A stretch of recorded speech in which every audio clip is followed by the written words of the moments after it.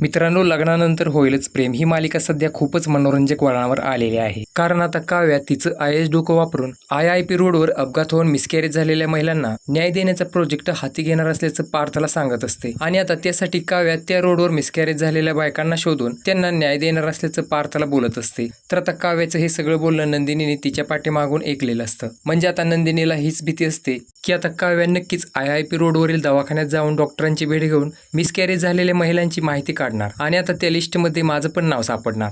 त्यामुळे मला आता हे सगळं काही जीवाला सांगून त्या लिस्टमधील माझं नाव काढावंच लागेल, जेणेकरून काव्याला माझ्या मिसकॅरेजबद्दलचं सत्य समजणार नाही.